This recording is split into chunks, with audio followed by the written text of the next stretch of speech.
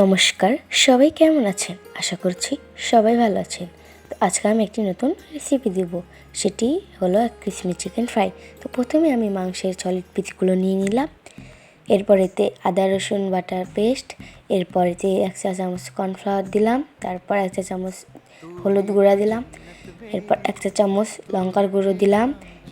এরপর আমি এতে লেবু দিয়েছি, সেটা আপনাদের দেখাতে ভুলে গিয়েছি, তো সেটা আপনারা লেবুটা দিয়ে দেবেন। এরপর এখানে স্বাদ মতো নুন দিলাম, এরপর এখানে আমি টমেটো সস দিলাম, এরপর এখানে একটু সরিষার তেল দিয়ে দেব।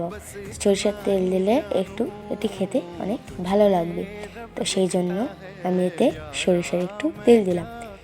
এরপর এগুলো ভালোভাবে ম্যারিনেট করে নেব। ম্যারিনেট করা হয়ে গেলে এগুলো 1 ঘন্টার জন্য ডিপ ফ্রিজে রেখে দেব। এই যে দেখুন আমার ম্যারিনেট করা হয়ে গেছে, এবার আমি ডিপ ফ্রিজে রেখে দিলাম। এরপর এক 5 চামচ আমি কাপ ময়দার মধ্যে 1 চা চামচ কর্নফ্লাওয়ার, 1 চা চামচ নুন এবং স্বাদ এবং 1 চা চামচ লঙ্কার গুঁড়ো দিয়ে দিলাম। এরপর এগুলো ভালোভাবে মিশিয়ে নেব, কারণ এগুলো দিয়েই আমরা সেই ক্রিসপি চিকেনের ফ্রাইগুলো এগুলোর মধ্যে আমরা কোট করব, তার জন্য এগুলো খুব ভালোভাবে মেশাতে হবে। এই যে আমার মেশানো হয়ে গিয়েছে, এবার আমি ফ্রেশ ওয়াটার ও সেই কোট করার জন্য সেই ময়দার গুঁড়োগুলো এবং মাংসের পিসগুলো নিয়ে নিলাম। এবার আপনাদের সুবিধার্থে আমি কয়েকটা করে দেখাচ্ছি। প্রথমে আমি ময়দার মধ্যে দিলাম, এরপর আবার পানির মধ্যে দিয়ে আবার আমি ময়দার মধ্যে দিলাম। তো এভাবে আমাদের কোট করাগুলো হয়ে যাবে। তো আমি প্রথম ভয়েস দিচ্ছি, তো কেউ যদি ভুল করে থাকি তাহলে সবাই আমাকে ক্ষমা দৃষ্টিতে দেখবেন। এই যে আমি কোট করে নিচ্ছি এবং এই কোট করার পর একটু ঝাঁকিয়ে নিতে হবে, তাহলে ময়দার উদ্দিষ্ট অংশগুলো পড়ে যাবে। আমি আপনাদের সুবিধার্থে আরও একটি করে দেখাচ্ছি। প্রথমে আমি ময়দাতে দিলাম, এরপর ময়দাতে প্রথমে খুব ভালোভাবে কোট করতে হবে, এরপর জলে দিতে হবে, আবার কোট করতে হবে। এইভাবে কোট করলে অনেক ভালো লাগে এবং খেতে অনেক ক্রিসপি হয়। তো অনেক ভালো লাগবে খেতে যদি ভালোভাবে কোট করা হয়। এই যে দেখো একটু টিপে টিপে কোট করে নিচ্ছি, এরপর ঝাঁকিয়ে রেখে দিলাম। এই তো আমার কোট করাগুলো হয়ে গেছে।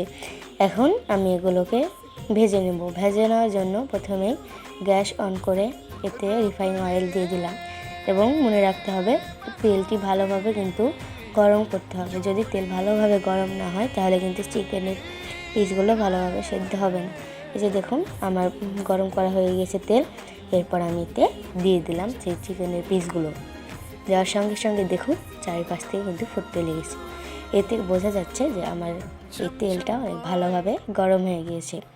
এই যে দেখুন আমি এটি 2 বারে ভেজে নেব। আমি প্রথমে 4টি দিলাম, আবার পরে 4টি দেবো, টোটাল আমি 8টা পিস করেছি। একবারে সকলগুলো দিতে লাগলে আপনাদের ভালো হবে না, তো আপনারা ধীরে ধীরে খুব ভেজে নেবেন।